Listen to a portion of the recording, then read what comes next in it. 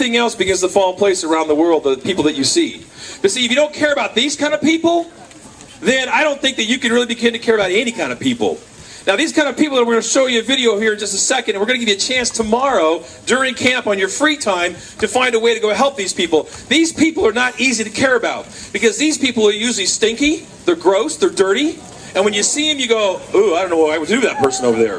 Yes, we're talking about people who are homeless. Now, most of you here, when you see a homeless person, you see them and you go, oh, and you kind of stay away from them. And in some situations, shh, you probably ought to stay away from them. But you know, there's a lot of people, homeless people, we always kind of jump, you know, so we kind of marginalize them or stick them into one category. Oh, they should get a job. Or they're just working off the system. But you know, there's a lot of people who are homeless. A lot of people who are homeless are kind of beating the system and they choose to be out there. But there's a lot of people also who've come on hard times.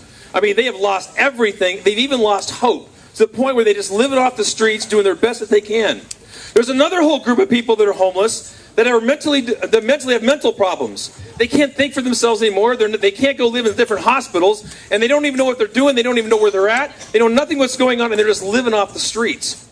Now, quite a few years ago, on Christmas mornings, me and Jesus, we've been going down on Christmas morning to help give sweet rolls to different homeless people.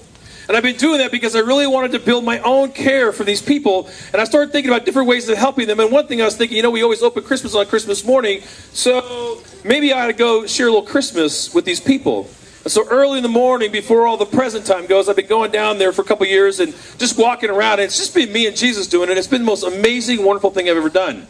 Well, this last year, I took my kids with me. First time they went, go, you guys going to open presents? You guys need to come with me. It was their choice to come. And they came and we were walking down the street and we came across this man who had his back to us and he was in really dirty clothes and his hair was just all over the place and couldn't see his throat. We just kind of walked up to him and I walked in and I touched him. And he jumped and he turned around and he had this wild look in his eye and this wild face. And I go, oh no, he's going to kill us.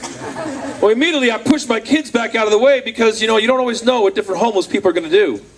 We talked to him for a few minutes, and we found out his name was Stephen, and outside that, we really couldn't put together too much about who he was or what he was about or why he was there, because nothing really made any sense.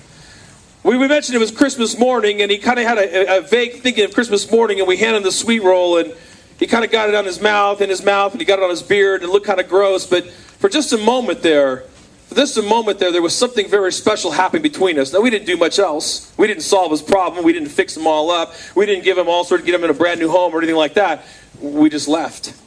And when we were leaving, we finally got back in our car. We're driving down the street, and one of the kids goes, hey, there's Stephen over there. And we rolled the window down, and we go, hey, Stephen. And it kind of shocked him again. He turned around, and he looked at us. We go, Merry Christmas, Stephen.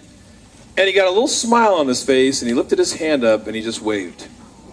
You see, you guys, I believe that is what it means that we have the heart of Jesus, when at least we can make somebody whose life is messed up at least smile and wave. You see, to have the heart of Jesus doesn't mean you have to go out and fix everybody's problems. Doesn't mean you have to fix the solutions to hunger around the world or slavery that's going on around the world or different things. It just means you need to care, and that's what God wants from you. He wants you to care.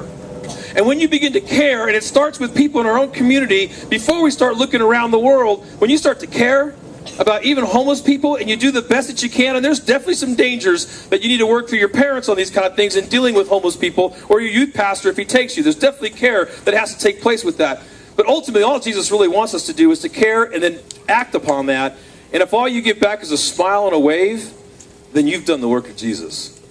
Because that's what Jesus is about, is just making people feel important and feel accepted. I want you to watch this video, because after the video tomorrow, during your free time, we want to make sure this is during your free time, not a signed thing to do.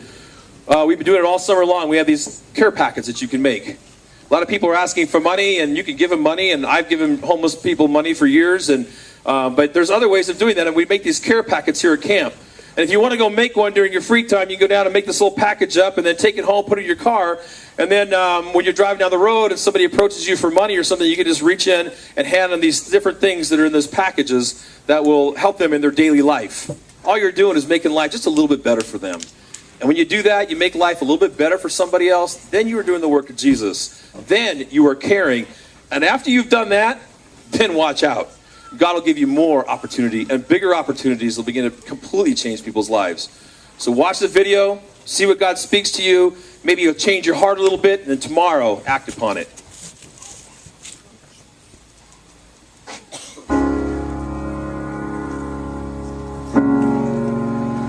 Bye.